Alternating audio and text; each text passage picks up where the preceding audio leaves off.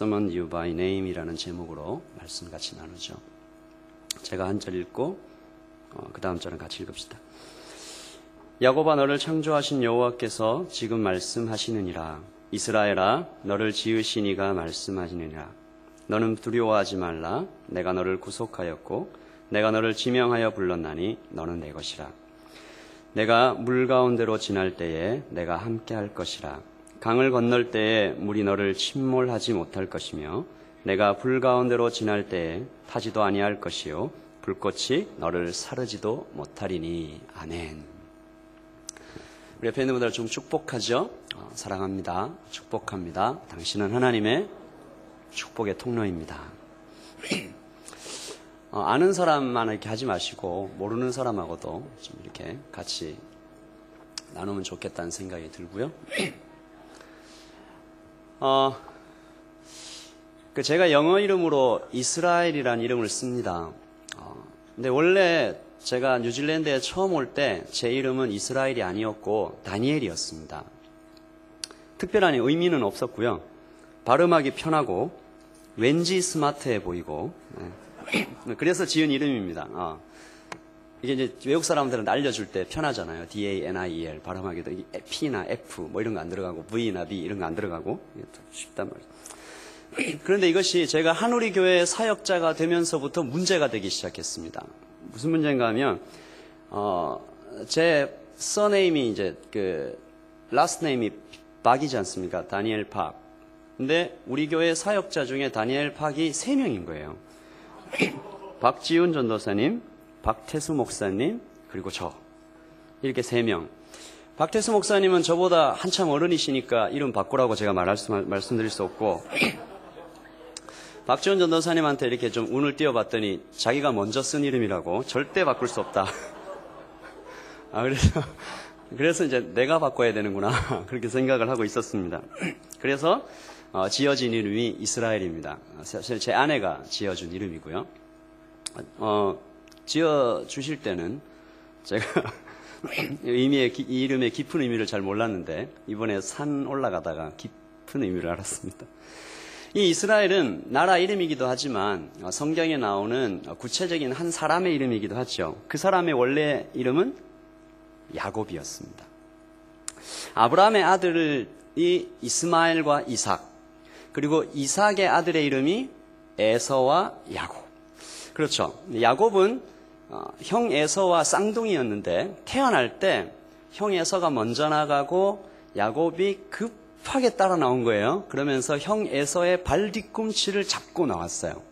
그래서 야곱의 이름의 뜻은 heel holder, 그러니까 발 뒤꿈치를 잡은 자라는 뜻이에요. 어머니가 그렇게 지었어요. 옛날 분들은 참 이름을 쉽게 지으신다라는 생각이 듭니다. 늑대와 추물이라는 영화에 보면 그런 거 나오죠. 뭐 주먹 쥐고 일어서 이런 게 사람 인디언들 이름이에요. 못 보셨어요? 그런 이름들 많은데.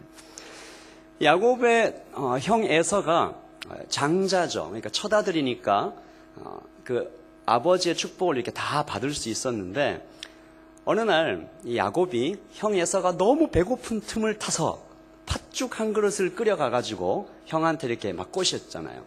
이거 줄 테니까 형이 가지고 있는 그 장자의 축복, 첫아들의 축복 나한테 팔아라. 그러니까 에서가 뭐 그런 게 뭐 중요하나, 빨리 팥죽이나 내놔라. 판다. 이래서 팔은 거죠, 그죠? 그래가지고 이제 야곱이 그 형의 장자권을 이렇게 팥죽 한 그릇으로 샀습니다. 근데 야곱의 이 힐 홀더라는 이 이름의 또 다른 뜻이 뭐냐 하면 속이는 자예요. 트레이터. 속이는 자. 참 재밌어요. 부모님은 분명히 야곱의 이름을 발 뒤꿈치를 잡은 자라고 지었는데 그 이름 안에 야곱의 전체 인생이 다 들어가 있는 거예요. 이것이 뭘 의미합니까? 사람은 자기가 뭔가를 했다고 생각하고 내가 내 생각으로 내 아들 이름 지었는데 하나님께서 이미 그 모든 것을 간섭하고 계셨다라는 거예요. 하나님께서 다 알고 계셨어요. 거기에 놀라운 하나님의 인도하심까지 다 있는 거죠. 이것이 지난주 제가 여러분과 함께 나눈 말씀의 주제인 예정입니다. predestination. 우리는 우리의 생각대로 산다고 생각해요. 그런데 멀리 다시 뒤를 돌아다 보면 내 발걸음 하나하나 하나님께서 인도하지 않으신 것이 없는 거죠. 자, 이제 속은 형 에서는 장자권을 빼앗긴 속아서 빼앗긴 이 에서는 야곱을 죽이려고 합니다. 자기의 동생인데도 야곱은 도망합니다. 그리고 외삼촌 라반의 집에 가서 21년을 숨어 지내죠. 여러분, 21년이 얼마나 길어요? 여러분 나이가 21살 안 되는 사람도 있죠, 여기. 21년, 도망자 신세, 광야의 삶, 쉽지 않았습니다. 야곱은 그 외삼촌 라반의 집에 있을 때 외삼촌의 딸 라헬이라는 그 여인을 사랑했습니다. 외삼촌 라반이 이렇게 말했죠. 7년 일하면 이 라헬과 결혼시켜줄게. 얘기했죠. 그때 나온 유명한 말이 있습니다. 형제들만 좀 읽어보죠. 시작. 야곱이 라헬을 위하여 7년 동안 라반을 섬겼으나 그를 사랑하는 까닭에 7년을 며칠같이 여겼더라. 멋있지 않습니까? 그 형제들이 와 이래야 되는 거예요. 7년을 며칠같이 여겼더라. 저도 이걸 경험을 했었는데. 아니, 난 7년 안 했어요. 1년. 난 1년. 그런데 첫날 밤에 그 야곱에게로 들어온 여인이 라헬이 아니었어요. 누구였어요? 레아였어요. 라헬의 언니 레아. 화가 나가지고 야곱이 가서 라반한테 따집니다. 이런 법이 어디 있습니까? 그러니까 라반이 말하죠. 우리 동네에서는 언니보다 동생을 먼저 시집 보내는 법이 없다. 그래서 내가 레아를 먼저 들여보냈다라고 얘기합니다. 속았죠. 야곱은 자기가 속인 것처럼 자기가 속은 거예요. 야곱은 그럼 내가 어떻게 하면 라헬을 또 얻을 수 있습니까? 라고 물었어요. 그러니까 라반이 뭐라고 그래요? 7년을 더 일하면 내가 라헬을 주겠다. 그래서 그는 14년 만에 라헬을 아내로 맞이하고 라헬과 레아를 아내로 두고 거기에서 7년을 더 일합니다. 그러니까 7년을 3번 곱하면 21년. 21년이 지났습니다. 결혼도 했고 자녀도 낳았고 이제 고향으로 돌아가야 되겠다라는 생각을 했죠. 이제 야곱은 외삼촌 라반을 교묘하게 속입니다. 속여서 라반의 재산을 많이 얻은 후에 굉장히 큰 부자가 됐어요. 그리고 고향으로 갑니다. 이렇게 생각했겠죠. 형 에서에게 내가 많은 재물을 바치면 살려줄지도 몰라. 그런 생각을 하면서 갑니다. 그때 야곱은 여전히 속이는 자입니다. 라반을 속이고 형에게 자신의 진심을 속이는 거죠. 흔히 여러분 그런 말 들어봤죠. 고생을 하면 사람이 바뀐다. 광야에 가면 사람이 바뀐다. 꼭 그렇지 않습니다. 언제 사람이 바뀝니까? 사람은 하나님을 만나야 바뀝니다.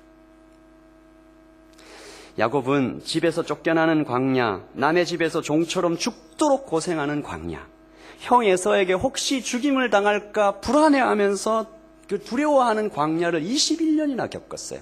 근데 하나도 안 변했어요. 그리고 21년 동안 나이도 먹었는데 하나도 안 변하고 야곱의 아이덴티티는 여전히 속이는 자. 고생을 아무리 해도 사람이 안 바뀌어요. 하나님을 만나야 되는 거죠. 야곱은 에서를 만나러 길을 갑니다.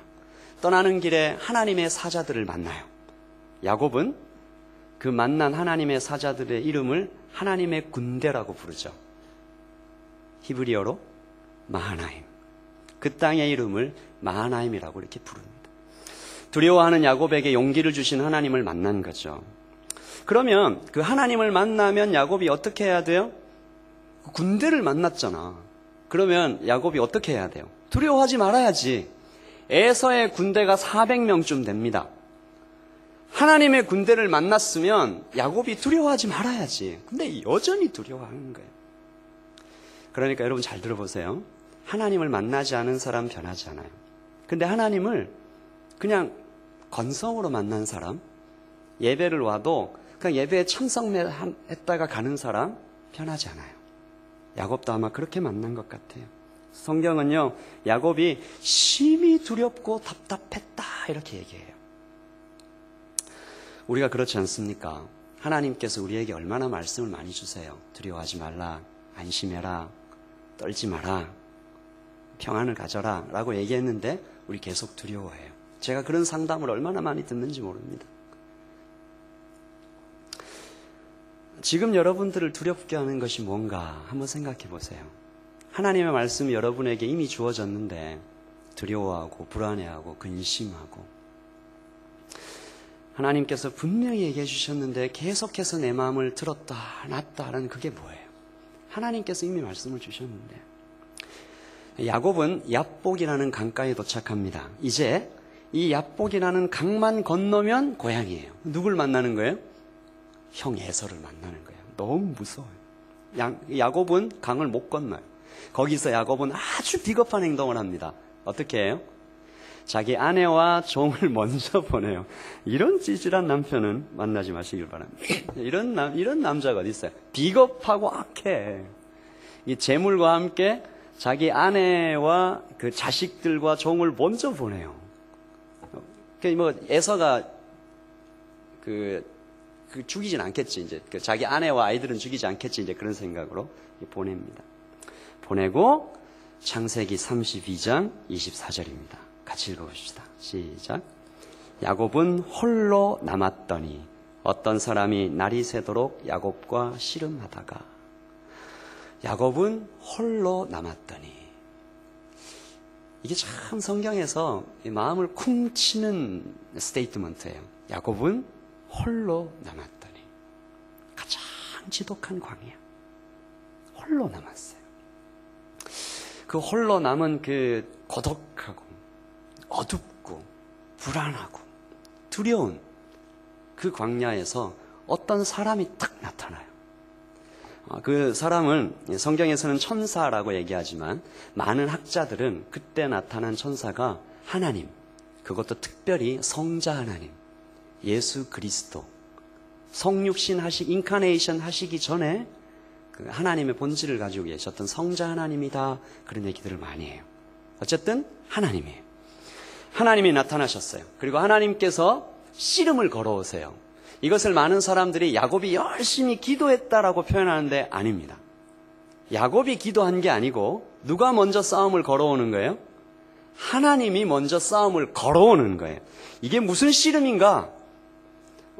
이게 그 둘이 이렇게 삿바 잡고 이렇게 부둥켜 안고 이렇게 막 하는 물리적인 씨름을 얘기하는 게 아닙니다. 이게 뭘까요? 하나님이 말씀하시는 거예요. 야곱에게. 뭐라고? 어떤 야곱이 도저히 받아들일 수 없는 어떤 말씀을 계속 하시는 거예요. 근데 야곱은 못 받아들이겠습니다. 못 받아들이겠습니다. 그러고 씨름하는 거예요. 그때가 야곱이 지금까지 경험했던 그 어떤 광야보다도 정말 힘든 광야예요. 하나님을 만난 겁니다. 더 정확하게 얘기하면 하나님께서 찾아오신 거죠. 우리의 인생이 그렇지 않습니까? 우리가 언제 하나님을 찾았습니까? 하나님이 찾아오신 거예요. 21년 동안 광야에 있었는데 야곱이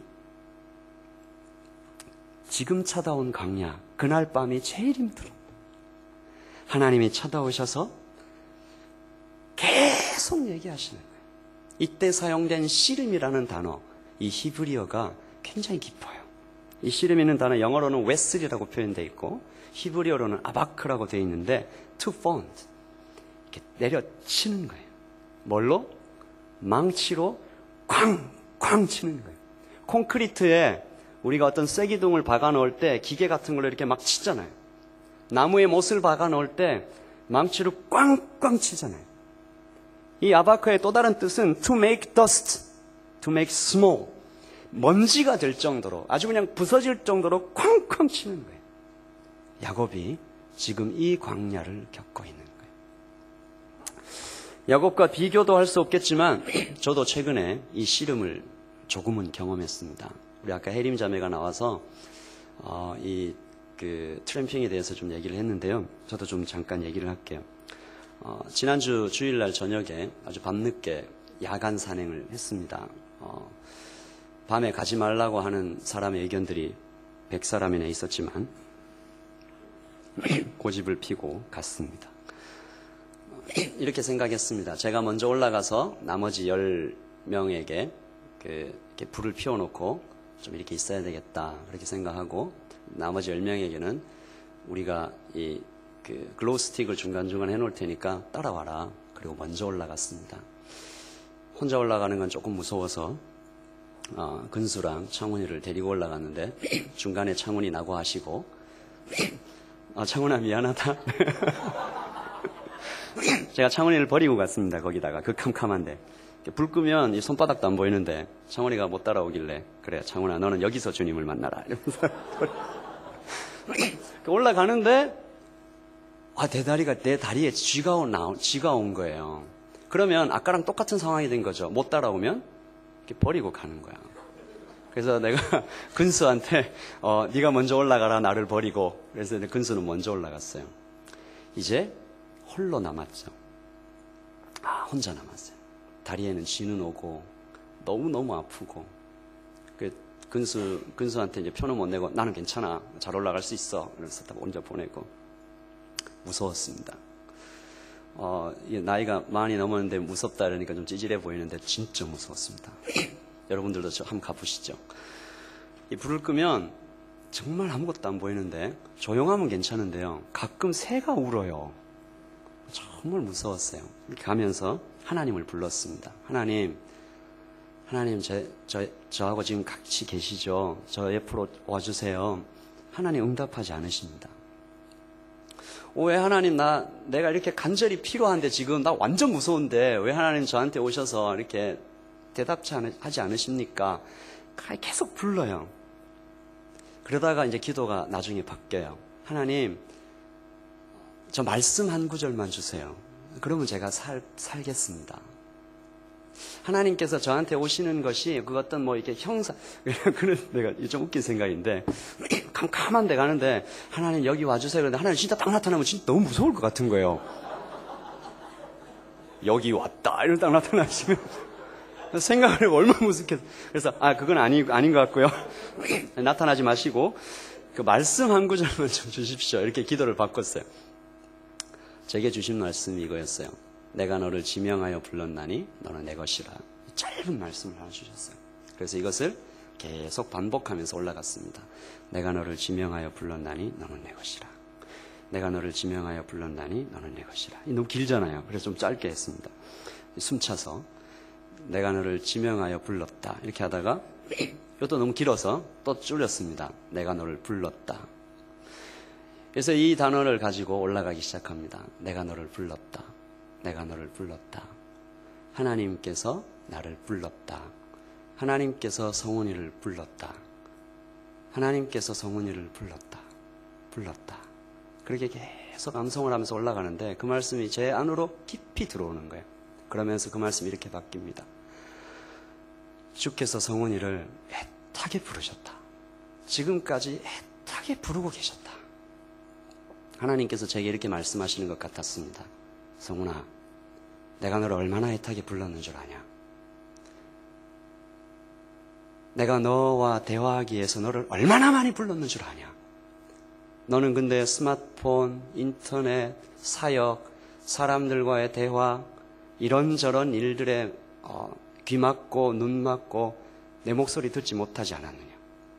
내가 너를 얼마나 애타게 불렀는 줄 아냐?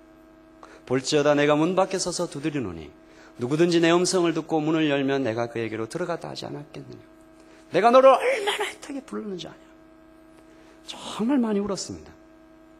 울다가 그리고 나서 하나님께서 제 마음을 이렇게 탁 열어주시는 그 어떤 것은 하나님께서 나를 그렇게 말씀으로 음성으로 부르시기만 한 것이 아니라 온 우주를 다 사용해서 나를 부르셨구나.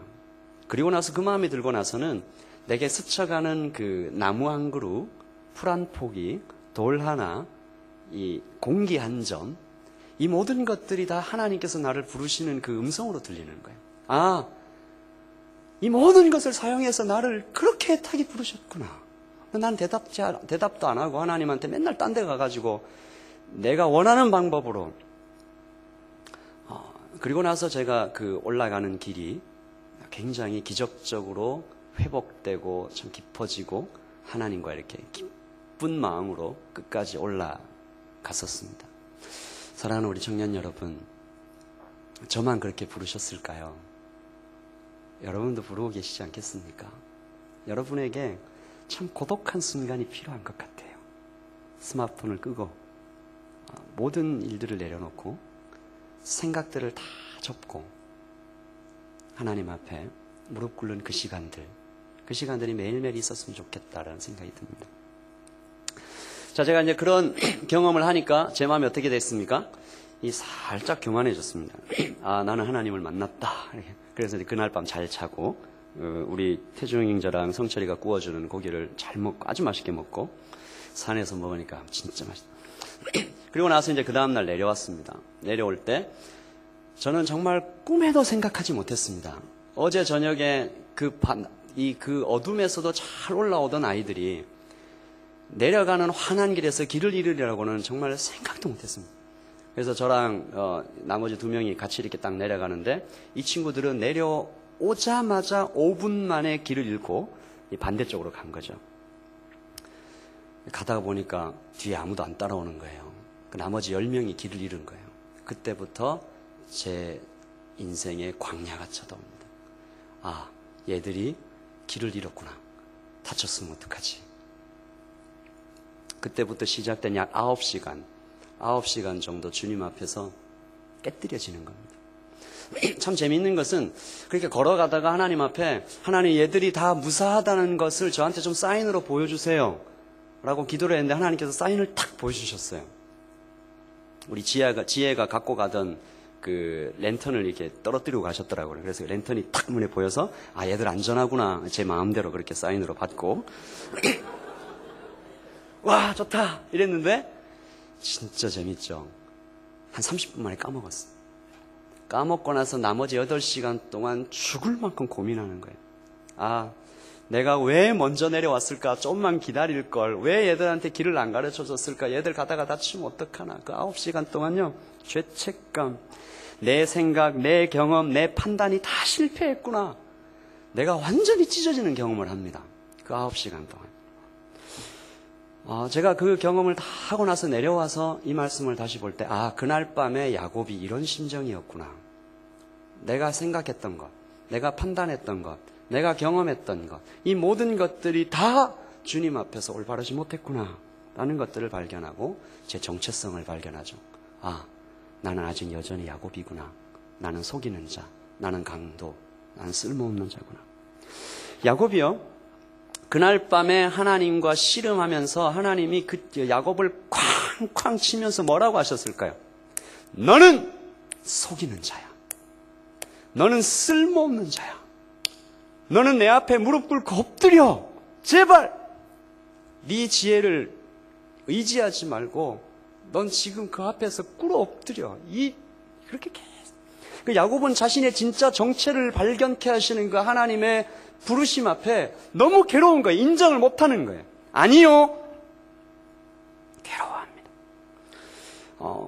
창세기 32장 25절에 보면 하나님께서 야곱을 이기지 못함을 보고, 왜 하나님이 야곱을 못 이겨요? 이기려면 이기지. 근데 야곱이 끝까지 거부하니까 하나님께서 안 되겠다 생각하시고 치십니다. 여러분, 하나님께서 여러분을 다루실 때 설득하시고 씨름하시고 그렇게 하시다가 치실 때도 있어요. 야곱이 그렇게 침을 당해요. 야곱의 허벅지 관절을 칩니다. 어긋나요.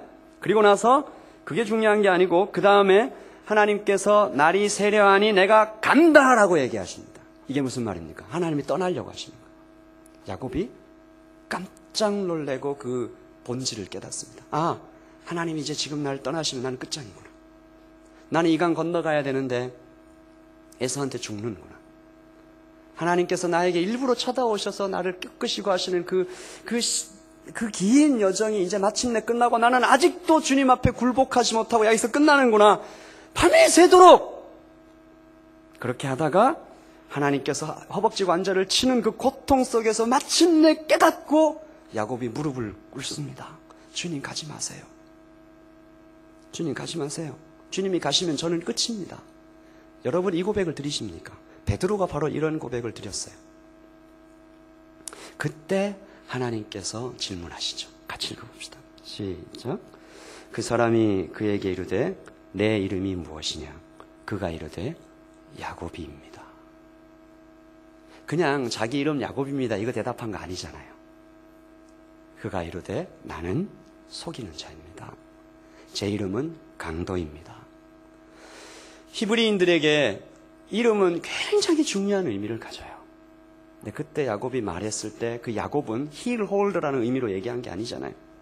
이 고백이 나올 때까지 하나님께서 망치로 치시고 완전히 가루가 되도록 부수시고 그래도 안 되니까 허벅지 관절을 치면서 이 고백을 듣기를 원하셨습니다. 왜요? 야곱 고생시키려고? 야곱을 살리려고. 네 힘으로 사는 것이 아니다. 너는 텅 빈 존재다. 너는 사기꾼이다. 너는 아무것도 할 수 없는 연약하고 부족한 존재다. 어리석은 존재다. 너는 반드시 나를 붙잡아야만 산다. 너 이제까지 나 안 붙잡고 살다가 이렇게 이 모양 이 꼴이잖아. 나를 붙잡아라.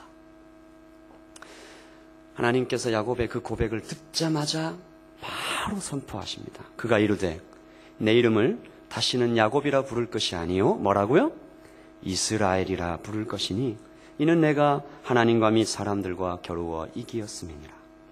이스라엘이라는 이름의 뜻은 문자적으로 여기 보면 하나님과 씨름하여 이긴 자라는 뜻이 있지만 그 깊은 뜻을 살펴보면 God prevails, 하나님이 다스리신다 그런 뜻이에요.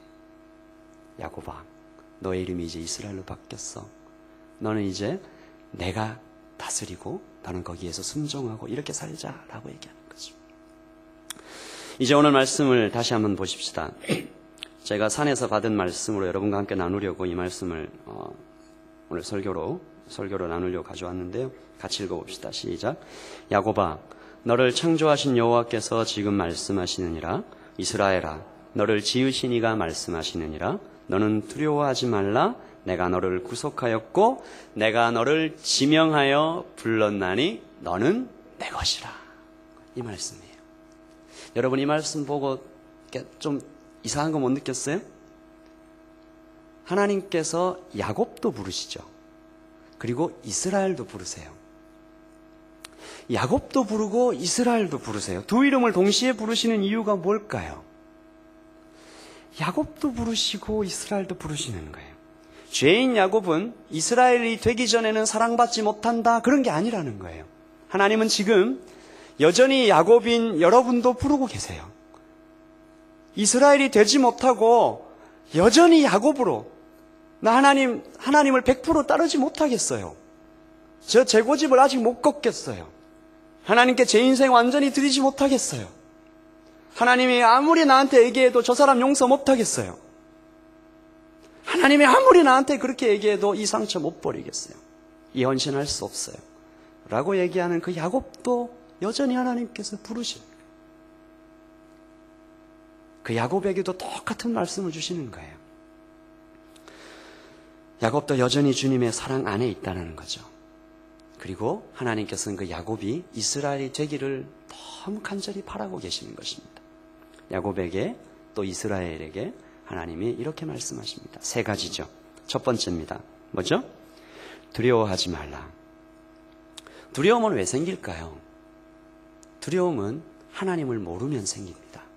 하나님께로부터 눈을 떼면 생깁니다. 베드로 생각나시죠? 베드로가 물을 잘 걷다가 어디를 보고 두려워했어요? 예수님을 안 보고 어디? 풍랑을 보니까 바로 두려워해서 바다에 빠졌잖아요. 그러므로 여러분의 두려움은 어디에서 오느냐? 하나님을 모를 때, 하나님을 바라보지 않을 때 두려움이 오는 것입니다. 하나님께서 두려워하지 말라라고 얘기하시죠. 두 번째 뭐라고 얘기하십니까? 너를 구속했다. I have redeemed you. 값을 주고 다시 샀다. 그냥 하나님께서 이렇게 돈 얼마 줬다는 얘기가 아니고 하나님 자신을 온전히 주시는 거죠. 누구예요? 예수님께서 십자가에 못 박혀 피 흘려 죽으신 거죠. 그래서 우리가 풀려난 겁니다. 하나님께서 우리를 얼마나 사랑하는 줄 아시겠습니까? 하나님께서 너는 내 것이라는 말씀을 하시기 전에 이 얘기를 하시는 거죠. 세 번째는 뭐라고 얘기하십니까? 같이 읽어봅시다. 시작. 너를 지명하여 불렀다. 이 부르다, 가라. 이 히브리어거든요. 이걸 뜻을 쳐다보면요. 그냥 뭐 이렇게 이름 부르는 게 아니에요. 뭐 호요나 이렇게 부르는 거 아니에요. 어떤 건가 하면요. cry. 울부짖는다. encounter. 만나러 오시는 거죠. summon. 소환하다. engage. 하나님과 이렇게 오셔가지고 함께 이렇게 어울리는 거죠. 그런 걸 얘기하는 겁니다. 제가 산에서 수백 번도 넘게 암송했던 부분입니다. 주께서 하나님께서 성훈이를 불렀다. 그냥 부르는 게 아니에요. 애타게 만나시려고, 마주치시려고, 소환하려고, 이곳으로 불러내려고. 너 거기 어두운 데 있지 마. 너 거기 고통 속에 있지 마. 용서 못하는 그런 데 있지 마. 빨리 일로 나와. 너 게임 하지 말라고 좀. 롤 그만 일로 나와 좀. 이건 우리 준이 때문에 알게 된 게임.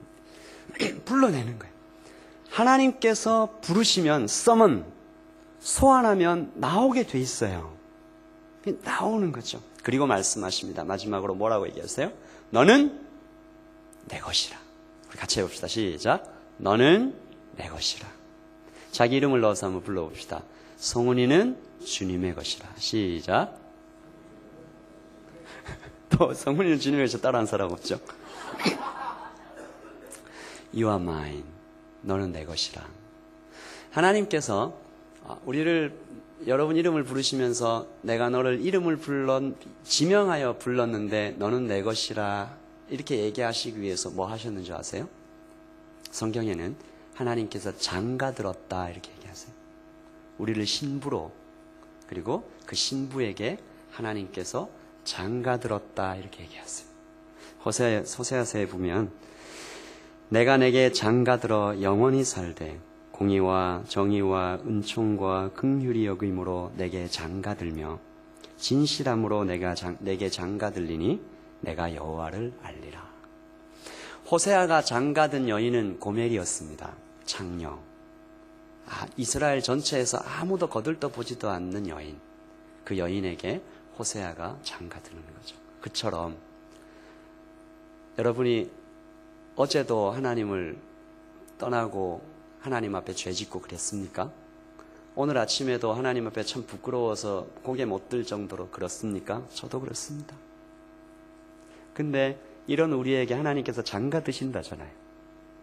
넌 내 것이라. 네 모습이 어떻더라도 내가 너와 결혼해서 너를 건드리는 그 누구도 터치도 못하도록 너는 내 신부야. 나의 조건 아무것도 생각 안 하고 그렇게 부르시는 거잖아요. 내가 너를 얼마나 애타게 불렀는지 아냐. 하나님께서 이렇게 얘기하시는 거죠. 야곱아, 난 널 사랑해. 내가 너를 위해 외아들 예수를 보냈어. 십자가에 죽겠지. 내가 너를 애타게 불렀어. 너는 귀 기울이지 않았지. 딴 곳을 보지 말고 나를 봐라. 나만 바라보아라. 네 자신이 너의 주인으로 살 때 얼마나 실수가 많았냐. 네 생각대로 하루를 살 때 얼마나 실수 많고 얼마나 비참했냐. 이제 나에게로 돌아와라. 두려워하지 말고 놀라지 말라. 내가 너를 값으로 주고 샀고 너는 이미 내 신부야. 내가 너와 결혼하면 이 결혼의 관계는 결코 끊어지지 않아. 내가 너를 다시 살렸어. 넌 내 것이야. 너를 내게서 빼앗으려는 그 어떤 것도 내가 가만두지 않을 거야. 그것이 비록 네 자신이라 해도 내가 너의 허벅지 관절을 쳐서 너를 꺾어 버려야 할지라도 나는 너를 결코 놓지 않을 거야. 이것이 바로 이사야 43장에 내가 너를 지명하여 불렀나니 너는 내 것이라는 하나님의 선언입니다. 내가 너를 반드시 데리고 갈 거야. 네가 엎어지고 자빠지고 거기 대굴대굴 구르는 한이 있더라도 나는 너를 반드시 나의 강한 팔로 끌어안고 너를 데리고 갈 거야. 내가 너와 씨름을 해서라도 내가 거는 씨름에 네가 무릎 꿇지 않는다면 너를 쳐서라도 내가 데리고 갈 거야. 그 말씀을 하시는 거죠. 여러분 어떠십니까? 혹시 여러분을 부르시는 하나님의 음성이 들리지 않아요? 그러면 우리가 돌아봐야 되잖아요. 얼마나 다른 많은 것에 마음을 뺏겼는가. 그렇지 않아요, 여러분. 이 온 우주를 다 사용해서 여러분을 부르고 계시는 거예요. 풀 한 포기, 공기 한 점, 내 이 뺨에 스치는 바람 한 조각 한 조각을 다 사용해서 여러분을 부르셨다는 거예요. 야곱아, 너는 반드시 이스라엘이 될 거야. 내가 너를 지명하여 불렀나니 너는 내 것이라. 아멘. 기도하겠습니다.